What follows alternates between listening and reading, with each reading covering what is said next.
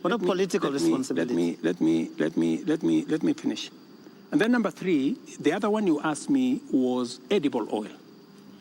The people who are involved in edible oil, I fired them, and they are in court. We have a new management in Kenya National Trading Corporation. In fact, we've just hired a new management for the Kenya National Trading Corporation. So those are actions that I have taken. And for your information... Void of what Joe is calling political responsibility. Yeah. But you see, else in the ministry can be... But you see, gentlemen, if there is no evidence against a minister, surely, do you want me to fire somebody if there is no evidence? You know, there was a time, Uhuru Kenyatta, as I served him as his deputy, removed 6 cabinet secretaries. But eventually, they were found that they were innocent, and we had to appoint them to be ambassadors. You know, so some of these, you know, actions must be tampered with process of law, you know, due process. So unless we follow due process, gentlemen, we will end up being something else. Allow me up to this, just a moment, Eric, in a moment, because up to this point, Your Excellency, if I don't want us to lose the context, the last 2 weeks have been extraordinary. We've never seen anything like this. You have KDF troops in the streets of Nairobi.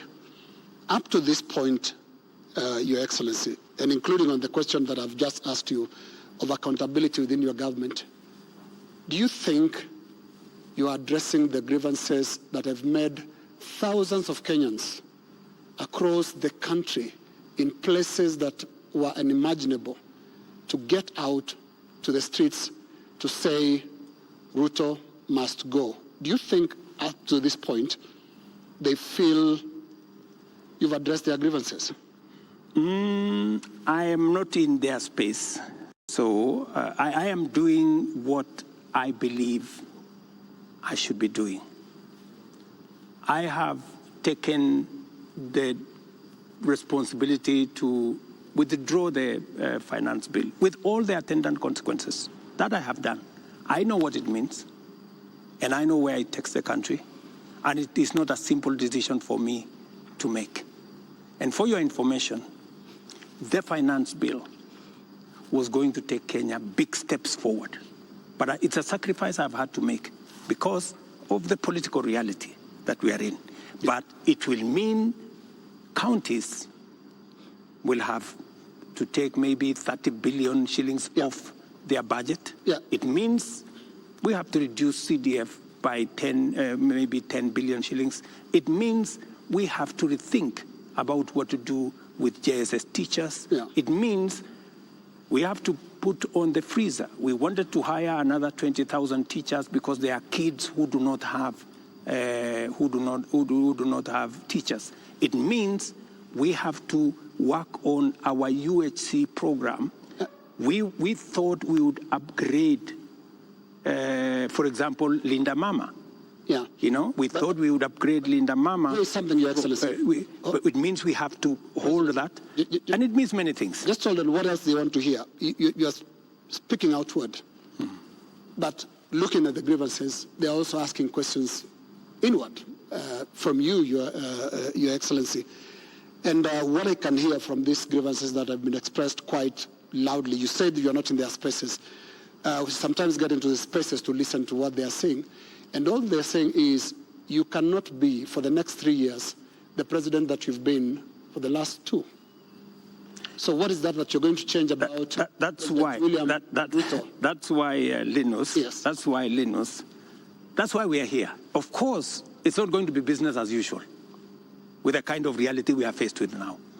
It has to be different. Do you regret anything at all? What you should have done better? What your people would have done better? Well, maybe there are things we should have done better. We should have communicated better. I think the biggest problem we have, even with the finance bill, because the finance bill has great things for Kenya. The finance bill says we shouldn't be importing potatoes from Europe. The finance bill says we shouldn't be importing onions or eggs from Europe. The finance bill says we should be growing our own industries. We should be manufacturing diapers in Kenya. We have 10 companies doing that. We should be manufacturing all those things in Kenya. We should be expanding our manufacturing capacity. That is what finance bill was talking to. But I am sure we will recover that when we have explained. Yeah. The biggest challenge that I regret is that we didn't communicate better. Maybe we failed in explaining to Kenyans what the finance bill was all about.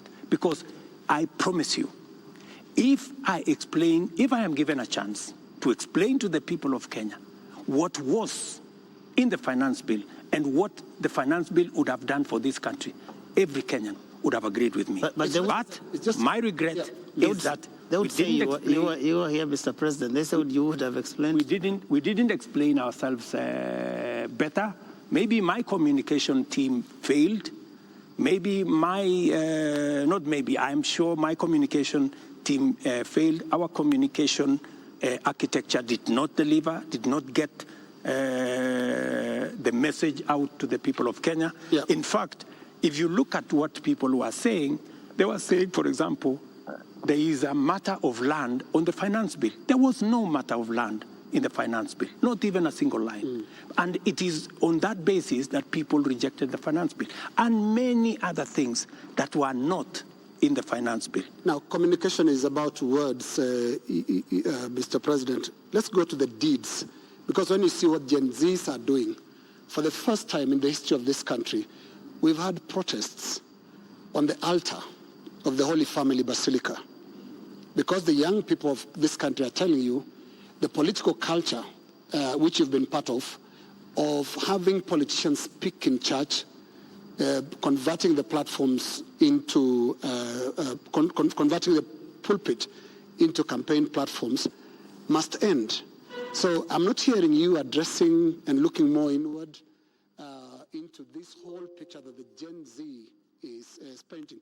They're not just talking about some of those things that you're raising. On that, Linus, I have even had an occasion to speak to church leaders here.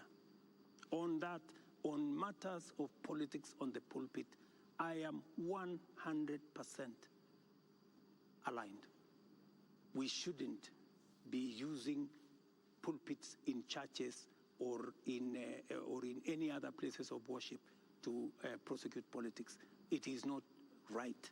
And I agree, we need to change that culture. We need to change the culture of Harambee. Harambee started as a noble exercise. It supported many people to go to school. It supported many people to deal with the challenges of medication and hospital bills. But I think it has been stretched. It bred corruption? It has stretched too far. And I think it's time, as a country, we must stop corruption. We must stop Harambees, because it is occasioning and it is breeding, if I may say, corruption. Yeah, because when your aid of a much lower pay grade donates 20 million shillings to a church fundraiser, there is something fundamentally wrong. And that is why this conversation is necessary, so that we can stop it. Conversation, Mr. President. On Wednesday, you said you are hearing that there's what the Gen Zs are saying, and you're going to initiate a conversation. We saw the head of public service release a press release saying that there is now a formation of the National Multi-Sectoral Forum that will bring together all people. And you started having conversation with church leaders. The Gen Z, upon seeing this, are saying, we did not ask for a conversation. We asked for action. So what action is going to precede this conversation? Because the conversation is another talk.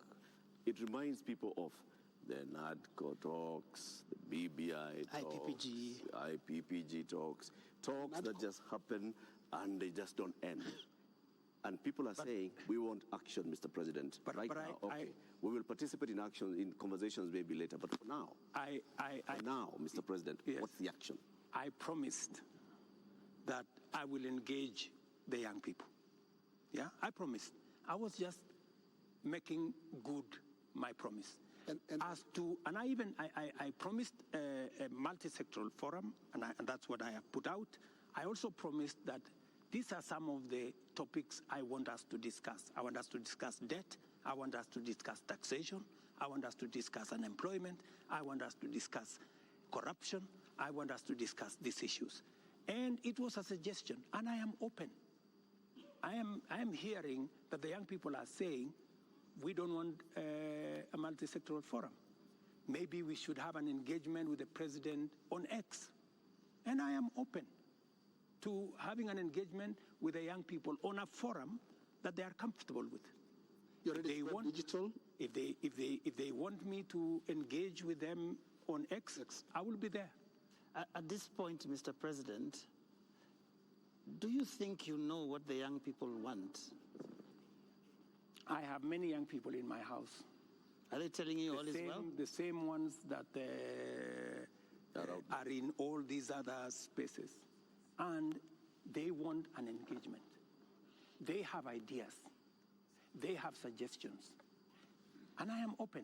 If what we are doing on the digital space, on the housing program, on the export of labor, on manufacturing, if they have suggestions, I am open to those suggestions. They can improve, they can change, they can make new suggestions. And I also have a responsibility as a father, because these are our children. I have also a responsibility to guide and to listen to them and to tell them, yes, on this, I agree. For example, let's not have a spouse's office. I agree. Let's not have CASS for now. I agree. Let us not have advisors. Advisors. We will agree. Let us not have churches being a space for politics. I agree. So many of these areas, we need to even have a conversation. If we are paying 46% of our revenues for salaries and wages, when the legally established space should be 35%. That is why I started a conversation with Salaries and Remuneration Commission. We must deal with the issue of wages and salaries so that we bring them down to 35% and leave more money for our development. That is a conversation I am very happy about. When? Mr. President, it's been 2 weeks. It's been 2 weeks of you saying every day we are going to have a conversation. We just. You know what they say on social media? I say they call you the president of tutafanya, tutatenga, tutafanya, tutarudi. No, it is always futuristic. But I'm here. You're saying, but I'm here. We are going to have a conversation. I said within a week. I gave a timeline within a week. Yeah. So within a week we will have agreed on where are we meeting. Are we meeting at the X space? I am ready for that X space. Are we agreeing on this multi-sectoral? I'm waiting to see the suggestions that Kenyans have. I don't want to prescribe any suggestion, but when I give out a suggestion, I expect feedback. I expect people to say, maybe this is okay, maybe this is not okay, and then we agree on a way to move. Mr. President, any of them analyzing what you have actually said tonight on the issue of your advisors, your cabinet, what you're going to do, what Kenyans like to call heads that are going to roll as a result of this national shame, because that is what many people have called it. You have said, watch this space. And here there are all these other things that young people are asking you about. What is that concrete thing that you're telling them tonight that I have heard you? These are the things I've heard you say since all these things started, and this is what I have done. Because you seem to have withdrawn or declined to sign this finance bill rather grudgingly, but not in good faith, having understood what people were saying. You're regretting this thing. You're saying, you guys, mutaona, mmekataa lakini mutaona. That is what we're hearing. Let me tell you that I will not lie to the country that putting down the finance bill is going to be easy. I'll not be a leader. I have to be brutally honest. And those consequences, it will start with me. To cut down the budget in my office, to remove what we call austerity, to implement an austerity program that will cut down on unnecessary stuff, unnecessary offices, or offices that we can take down. I am ready to even engage the young people and for them to, because they want an engagement. I too want an engagement for us to agree. So, what do we do with the debt? What do we do with the following? What do we do with the following? They will tell me, do this, fire so-and-so, fire so-and-so, do this. And I will tell them what is possible and what I think we could do it differently. Or are you telling me that I should just listen and implement without making a contribution to the conversation? I thought we are having a I'm just telling you what they are saying. I'm not saying anything else. I'm just telling you what I'm hearing, because you did say you are not in their spaces, but I am in their spaces. And in 2 weeks, Your Excellency, by now you'd have known what you should do. And I mean, there are basics. Which 2 weeks? 2 weeks of the riots and 2 weeks of the protests. It's been 2 weeks. It started the other Monday. So let me ask you, Linus,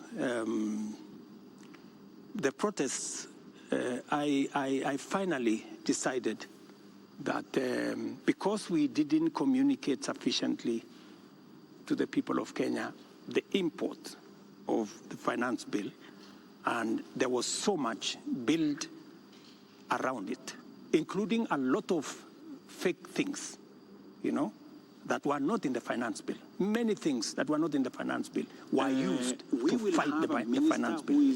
And at some point, many people did not even care what was in the finance bill. Do not care. I think, at some point, as leaders, we must stop somewhere and say, we have a country to run. I mean, we cannot be reckless. We must, at some point, stop and say, what are the consequences? Because everything we do has consequences. And we must be careful as a nation to make sure